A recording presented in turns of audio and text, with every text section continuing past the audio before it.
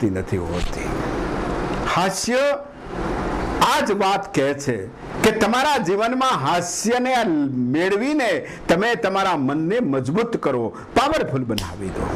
હમણાં એક લગ્નની સિઝન ચાલે છે, એટલા બધા લગ્નો પૂર બારમાં ખીલી ઉઠ્યા છે.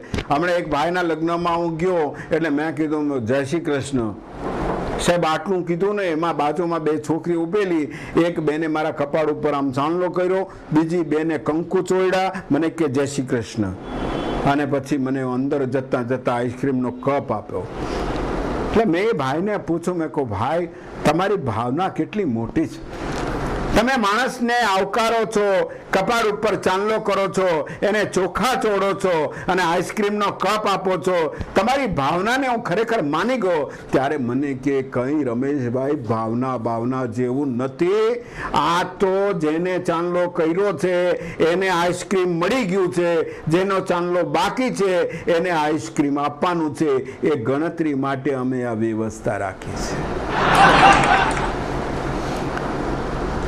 સાહેબ, હાસ્ય કલાકાર તરીકે જો મારા અનુભવની તમને હું વાત કરું, હમણાં મારો જેલમાં કાર્યક્રમ હતો, જેલમાં ગયો હતો પ્રોગ્રામ આપવા માટે, અને એવો સરસ પ્રોગ્રામ કરો, કેદીઓ ખુશ થઈ ગયા. મને કે રમેશભાઈ તમારા જેવા જો આવે ને તો અમારા જીવન સુધરી જાય.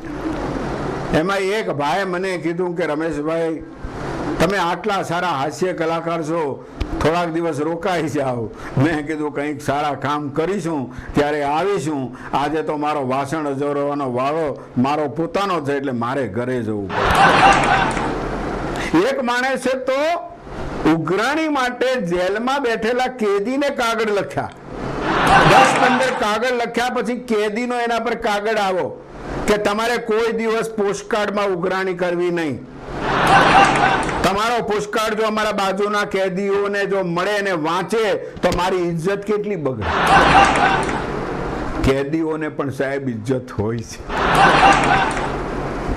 પણ ખરી મજા ક્યારે આવે છે કે આપણા ફોટા હોસ્પિટલમાં હોય તો સારા લાગે, આપણા ફોટા ઘરમાં હોય તો સારા લાગે, આપણા ફોટા જો ધર્માદાની અંદર દાતા તરીકે હોય તો સારા લાગે, પણ આપણા ફોટા કોઈ દિવસ જેલની અંદર ના હોવા જોઈએ. માણસ કોઈ સિદ્ધિ મેળવે અને એના જો ફોટા લગાવ્યા હોય ને તો એનો એક આનંદ હોય છે, એનો એક ઉદાસ હોય છે, એનો એક પ્રકાશ હોય છે. મહાત્મા ગાંધીજીએ દેશની આઝાદી અપાવી તો એના ફોટા નીચે લખાયું સત્ય અહિંસા, એ એમની સિદ્ધિ હતી.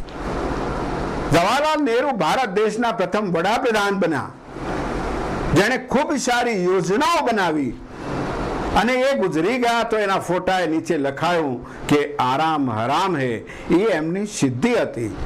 લાલ બહાદુર શાસ્ત્રીએ ટૂંકા ગાળાની અંદર વડાપ્રધાન તરીકે દેશમાં આવ્યા અને એવા લોકપ્રિય થઈ ગયા તો એના ફોટા નીચે લખાયું જય જવાન જય કિસાન, એ એમની સિદ્ધિ હતી.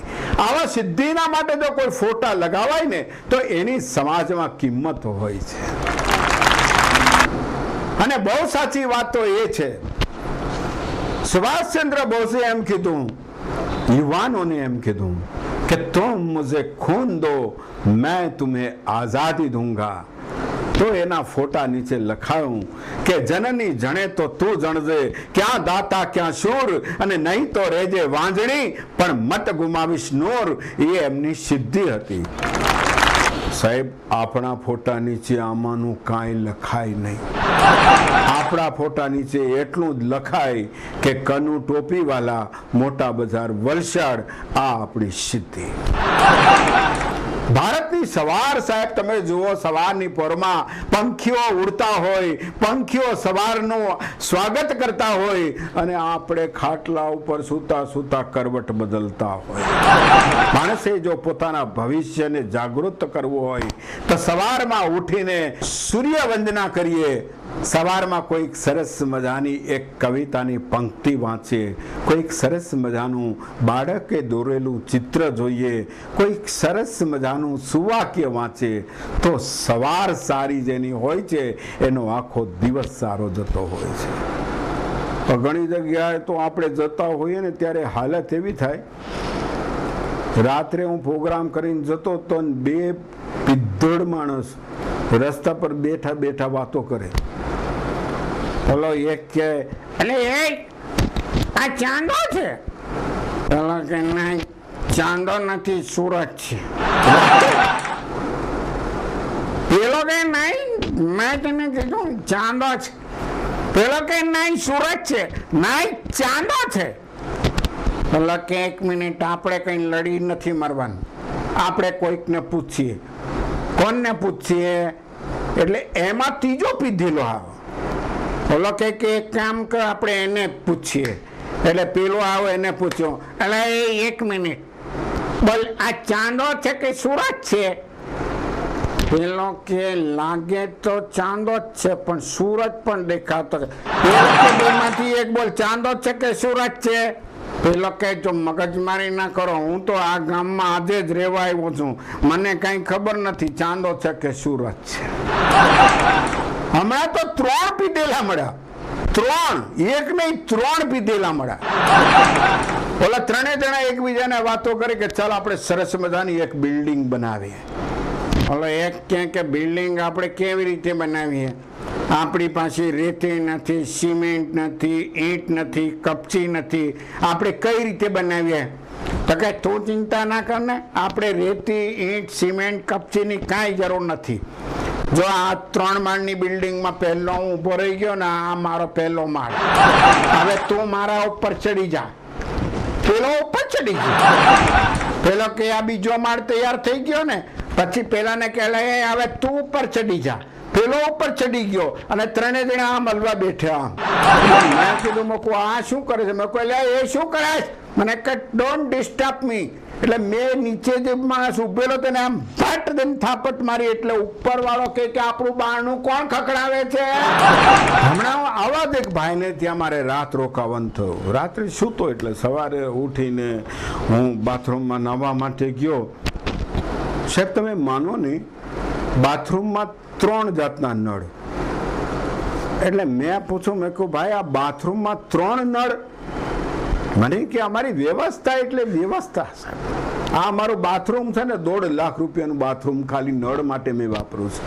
મેં કીધું એમ 1.5 લાખ રૂપિયા નળ માટે? મને ક્યાં? મેં કહું આમાં નવીનતા શું છે? મને કે તમે જુઓ તો ખરા. મને કે જે આ બાજુનો જમણી બાજુનો પહેલો નળ છે ને એમાં ગરમ પાણી આવે છે. મેં કહું ઠીક છે. એની બાજુનો નળ વચ્ચે છે ને એમાં ઠંડુ પાણી આવે છે. મેં કહું ઠીક છે. અને એની બાજુમાં જે નળ છે ને એમાં પાણી જ ના આવે. મેં કીધું કેમ? મને કે ગરમ પાણીમાં જેને નાહવું હોય ગરમ પાણીનો નળ ચાલુ કરે, ઠંડા પાણીમાં જેને નાહવું હોય ઠંડા પાણીનો નળ ચાલુ કરે, પણ જેને ના નાહવું હોય એને ક્યાં જવું? મેં કીધું ભાઈ તારી બુદ્ધિને વંદન કરું છું, પણ સાચી વાત એ છે સાહેબ કે માણસ આજે એવો થઈ ગયો છે કે જેને પ્રકાશની સાથે બહુ નિસ્બત હોતી નથી, જેને અંધારામાં જીવવાની ટેવ પડી ગયો હોય છે ને, એ માણસ જ્યારે બલ્બ લેવા માટે જાય છે ને ત્યારે દુકાનદારને એમ કહે છે કે ભાઈ તારી પાસે કાળા કલરનો બલ્બ છે? કાળા કલરના બલ્બની તારે શું જરૂર પડી? તો કે મારે અંધારું કરવું હોય તો કામ લાગે ને. જીવનમાં હાસ્ય ડગલે ને પગલે હોય છે. તો મિત્રો આપ સૌને ફરીથી રમેશ ચાપાનેરીના હાસ્ય